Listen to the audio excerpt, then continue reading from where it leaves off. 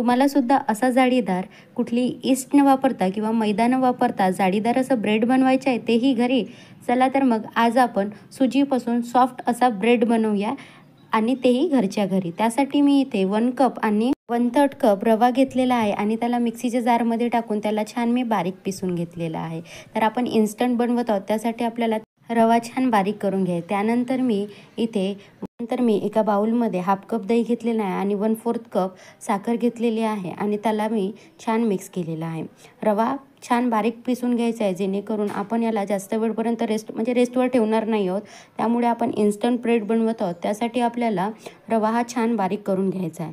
त्यानंतर मी 1/2 टेबलस्पून इथे मीठ टाकलेलं आहे आणि त्यामध्येच इथे आपण जे रवा बारीक करून ठेवलेला होता तो आणि 1/8 कप मिल्क पावडर घेतला आहे. त्यामुळे आपल्या जो ब्रेडची जी टेस्ट आहे आणखी एन्हान्स होईल. सो मी 1/2 कपने 1 कप पाणी आणि थोडासा पाणी टाकून इथे मी हा बॅटर रेडी करून ठेवलेला आहे. तर ती क्लिप माझी इथे शूट झालेली नाही आहे, माहिती नाही, मला लक्षात नव्हतं. सो त्यानंतर इथे मी आपले जे काही टुटी फ्रुटी आहेत ते इथे मिक्स केलेले आहे आणि आपल्या बॅटरची कन्सिस्टन्सी तुम्ही पाहू शकत आहात, तर एकदम परफेक्ट आहे. आपल्या टुटी फ्रुटी ही आतमध्ये गेलेली नाही आहे. त्यानंतर मी इथे 1 टेबलस्पून आपला बेकिंग सोडा जो आहे तो टाकलेला आहे, कारण आज आपण इथे कुठलाही यीस्ट वापरत नाही आहोत, त्यामुळे मी इथे बेकिंग सोड्याचा यूज केलेला आहे.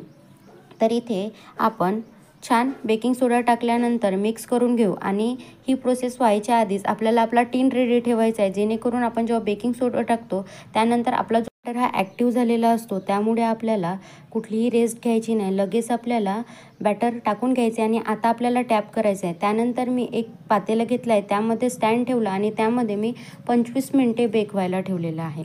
25 मिनिटानंतर आपला जो ब्रेड आहे तो परफेक्ट बेक झालेला आहे. त्यानंतर मी त्याला ठेवलेली आहे आणि आपलं जे तूप असतं तुपाने मी याला ग्रीस केलेलं आहे, जेणेकरून आपल्या केकची टेस्ट आणि आपला जो ब्रेड आहे तो छान सॉफ्ट होणार आणि आपल्या ब्रेडची जी टेस्ट आहे ती वाढणार. त्यामुळे मी ब्रशच्या मदतीने छान ठेवलं आणि त्याला नॅपकिनच्या मदतीने अर्धा तास कवर करून ठेवलं. अर्धा तास कवर झाल्यानंतर मी याला डिमोल्ड केलेलं आहे. तर डिमोल्ड केल्यानंतर जो आपण बटर पेपर लावलेलं होतं ते मी काढून घेतलेलं आहे. तर इथे आपला सॉफ्ट असा जो ब्रेड असते तो रेडी झालेला आहे. तर खायला एकदम भन्नाट असते आणि आपल्या टुटी फ्रुटीसुद्धा तुम्ही पाहू शकत आहात, तर कुठेही तळाशी न लागलेले आहेत.